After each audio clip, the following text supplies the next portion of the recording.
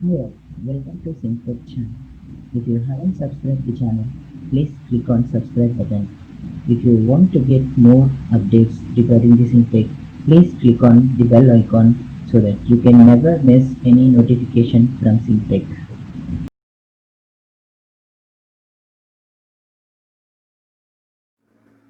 So while we have been tracking the overall accuracy of the model so far, it's also a good idea to look at the model's results on some sample images. So let's test out our model with some images from the predefined test dataset of 10,000 images.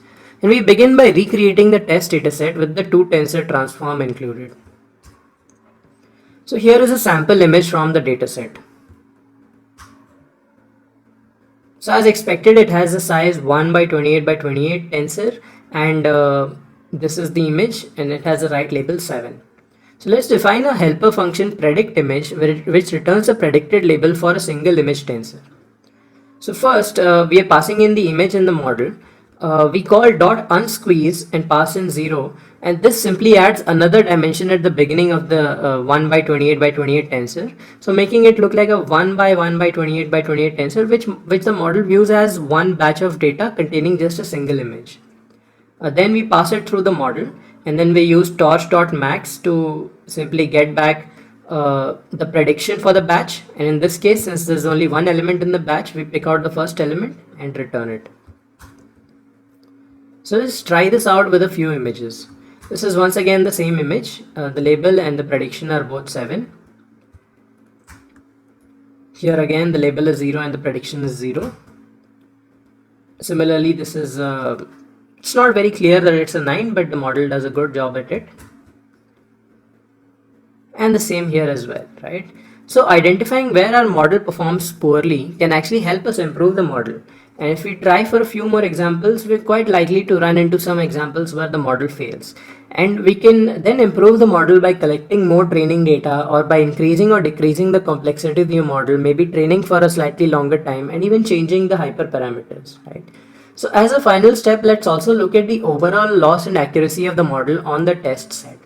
So we create a data loader using the test dataset, and then we pass it into the evaluate function. So we expect this accuracy 84.8% to be similar to the accuracy or loss on the validation set, which happens to be the case here. If not, we might need a better validation set that has a similar data and distribution as the test set. And the test set often comes from the real world data, and that is where the performance of our model really matters. Right. And now, since we've trained our model for a long time and achieved a reasonable accuracy, it would be a good idea to save the weights and the bias matrices to disk, so that we can reuse the model later and avoid retraining from scratch. And here's how you can save the model. So we call torch.save, to which we pass model.stateDict, and then we pass a path or a file name where we want to save the model. It is a convention to save models under the .pth file name extension. So once we run this, the model is saved, and then the .stateDict of the model method inside the model, this returns an ordered dict containing all the weights and bias matrices mapped to the right attributes of the model. So let's take a look at the stateDict. As you can see here, we have linear, which corresponds to self.linear, and then it has a dot weight and a dot bias matrix. Now to load the model weights, we can instantiate a new object of the class MNIST model, and then use the load state dict method. So here we instantiate MNIST model into model 2, and then we call dot load state dict. Into it we pass torch.load, which loads the information inside the mnistlogistic.pth file. Right. And as you can see here, the model 2 now has the same state dict with the same values inside it. Now, just as a sanity check, let's verify that this model has the same loss and accuracy on the test set as before.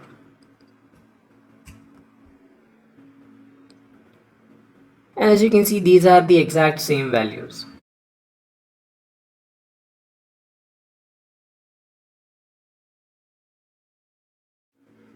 Now, as a final step, we can save and commit our work using the Jovian library. So first I import Jovian, and then I run jovian.commit. So this saves the notebook and it uploads the notebook, it captures the environment and it creates a commit. So now I get the same notebook hosted online at this link, which I can share with anybody and anybody can reproduce this. The Jovian notebook also captures the Python environment automatically, which makes it easy to reproduce the work using the Jovian clone command. And Jovian also includes a powerful commenting interface so that you and others can discuss and comment on specific parts of your notebook. So we've created a fairly sophisticated training and evaluation pipeline in this tutorial, and here is a list of the topics that we've covered. So we started out by looking at how to work with images in PyTorch using the MNIST dataset. We also worked on splitting the dataset into training and validation and test datasets.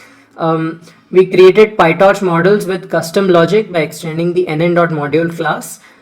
We interpreted the model outputs as probabilities for classification using softmax, and then we picked the predicted labels by looking at the highest probability. Now we picked a good evaluation metric and a loss function, so which are accuracy and cross entropy in this case for classification problems. We also set up a training loop that evaluates the model using the validation set at the end of every epoch. Then we tested the model manually using randomly picked examples from the testing dataset. And finally, we saved and loaded the model checkpoints to avoid retraining from scratch. Right.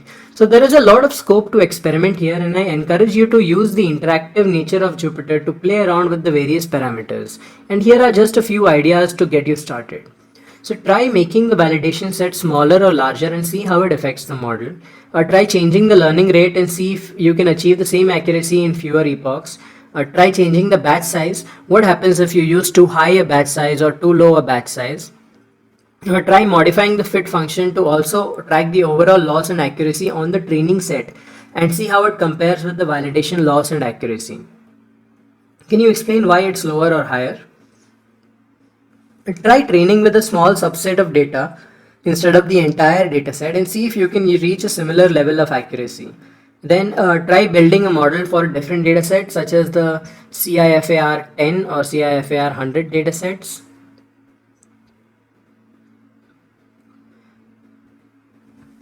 And then there are a bunch of other things that you can think of and try. And here are some references for further reading. So for a more mathematical treatment, you can see the popular machine learning course on Coursera and the discussion there on logistic regression. And the training loop defined in this notebook was inspired from the FastAI development notebooks, which contain a wealth of other useful information that you can check out if you read and understand the code here. And then for a deep dive into softmax and cross entropy, there are a great number of resources online, but this is one I would recommend. So with this, we complete our discussion of logistic regression and we are ready to move on to the next topic, just feed-forward neural networks.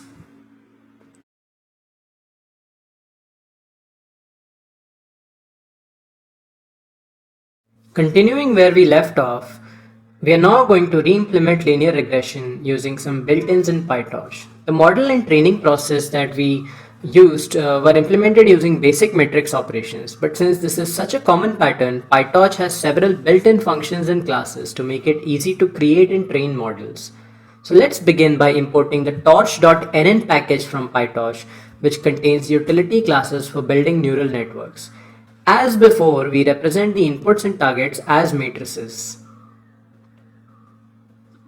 and then we convert them into PyTorch tensors. In this case, we are using 15 training examples instead of 5 to illustrate how to work with large datasets in small batches. And this is quite useful when you have data with hundreds of thousands or even millions of rows and you cannot fit the entire dataset into memory. So what we do is we pick a small batch of data of maybe a few hundred rows or so, and then we pass that into our gradient descent algorithm to improve the model step by step. And then we repeat with all the batches in the data. So we'll create a tensor dataset which allows access to the rows from inputs and targets as pairs or tuples and provides standard APIs for working with many different types of datasets in PyTorch. So first I import tensor dataset, and all I have to do in this case is to pass in the inputs and targets to tensor dataset. Let's create a training dataset this way, and then look at the first three elements of this dataset. So as you can see, this returns a pair which is a couple of elements, the first among which is the first three rows from the training data inputs, and the second element of the pair is the first three outputs, right? So the tensor dataset allows us to access a small section of the training data using the array indexing notation. It returns a pair in which the first element contains the input variables and the second element contains the targets. We'll also create a data loader which can split this data into batches of a predefined size while training. It also provides other utilities like shuffling and random sampling of the data. Shuffling can be quite useful as it can lead to faster convergence in the gradient descent algorithm. So this is what we are doing. We are importing the data loader here, and then we are setting the batch size to 5. And then inside the data loader we simply need to pass the training dataset, the batch size, and we're also setting shuffle equals to true. Now the data loader is typically used in a for in loop. So let's look at an example. So here I'm saying for xb and yb, which represents the first batch of inputs and targets in training data loader. I will print them out and then I will break the loop. Right. So this is the first batch of data, and this is the second batch of data. As you can see, it has been picked random. It has been picked from a shuffled training dataset. Now in each iteration, the data loader returns one batch of data with the given batch size, and it shuffles the training data before creating batches. Shuffling helps to randomize the input to the optimization algorithm, and it leads to faster reduction in the loss. Now instead of initializing the weights and biases manually, we can define the model using the nn.linear class from PyTorch, which does all of these things automatically. Right, so now instead of defining a function, we can simply say model is nn.linear. We pass in the number of input variables, which is 3, and the number of output variables, which is 2, and inside the model contains a weight and bias which have a similar shape as the weight and bias that we had defined manually. PyTorch models also have a helpful dot parameters method which returns a list containing all the weights and bias matrices present in the model. So for our linear regression model, we have one weight matrix and one bias matrix. And we can use this model to generate predictions in the exact same way as before, which is by passing the inputs.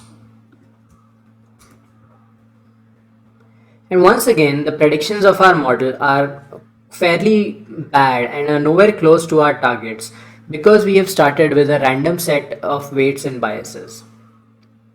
Now instead of defining a loss function manually, we can use the built-in loss MSE loss.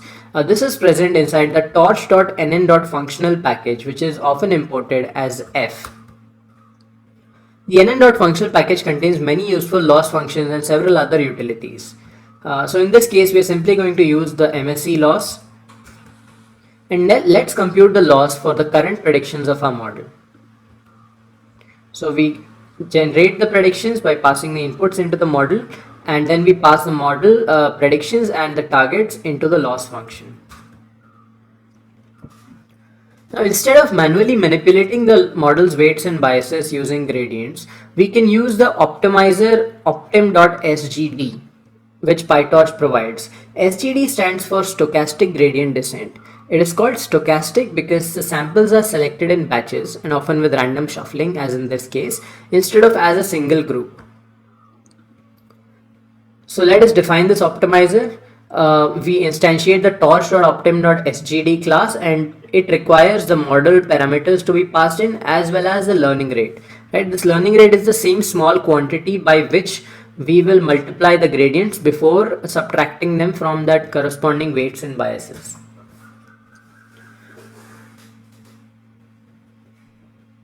Now note that model.parameters is passed as an argument to optim.std so that the optimizer knows which matrices should be modified during the update step. We are now ready to train the model, and we'll follow the exact same process to implement gradient descent, which is we generate the predictions, calculate the loss, compute gradients with respect to the weights and biases, Then we adjust the weights by subtracting a small quantity proportional to the gradient, and this will be done by the optimizer. We don't have to do it manually. And finally, we reset the gradients back to 0.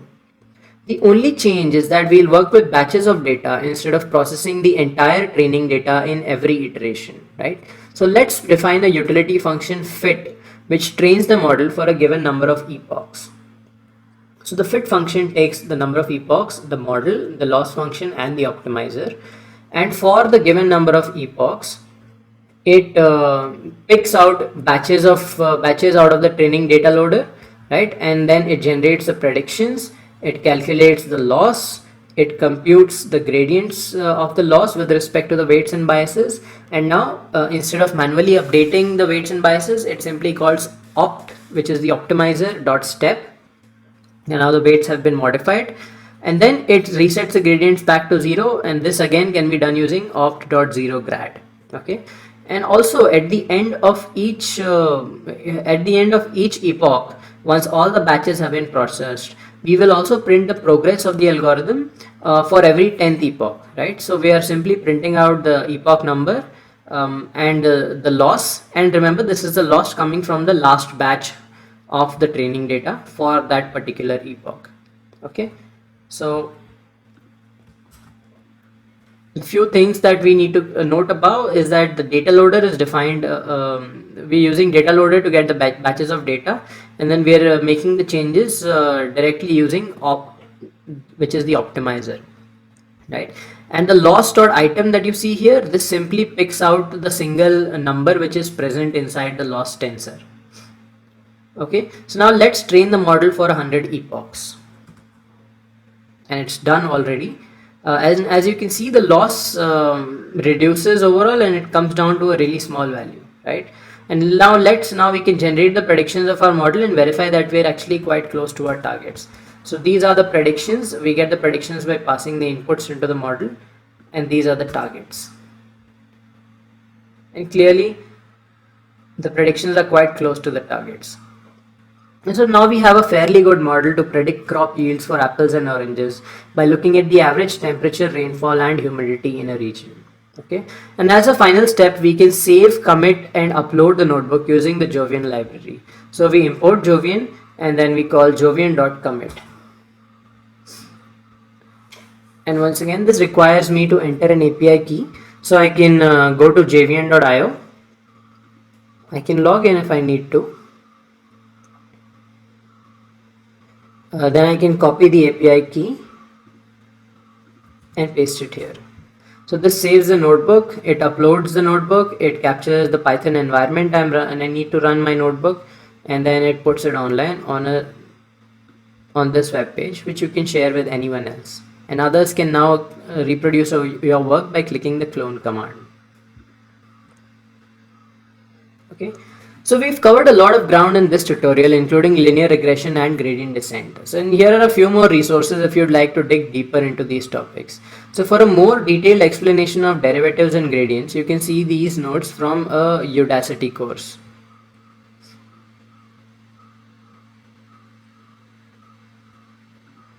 And for an animated visualization of linear regression, you can check out this blog post. And then just to quickly walk through it, this is the data that we're trying to model using a linear regression model. In this case, there's just one input and one output. The way we start out is we start out by a random line that we create, and then we try to slightly change the slope and the intercept of the line, which in this case are corresponding to the weights and biases, so that it keeps getting better and better, right? And here is an animation which shows you how the line actually fits. Okay, I do recommend that you try this out as well. And for a more mathematical treatment of matrix calculus, linear regression, and gradient descent, especially if you have some background in these topics, you should check out Andrew Ng's excellent course notes from the Stanford University CS229 course. I have added the link here. And to practice and test your skills, you can participate in the Boston House Prize Prediction Competition on Kaggle. So Kaggle is a website that hosts data science competitions, and what you can do is you can download the dataset. In this case, the dataset contains some information like the prices of houses in based on a bunch of other parameters, right? And then you have to create a model to create predictions on an unknown set of houses where you have the parameters but you don't have the prices, and this will help you practice your skills. Okay, so with this we complete our discussion of linear regression in PyTorch, and we are ready to move on to the next topic, logistic regression.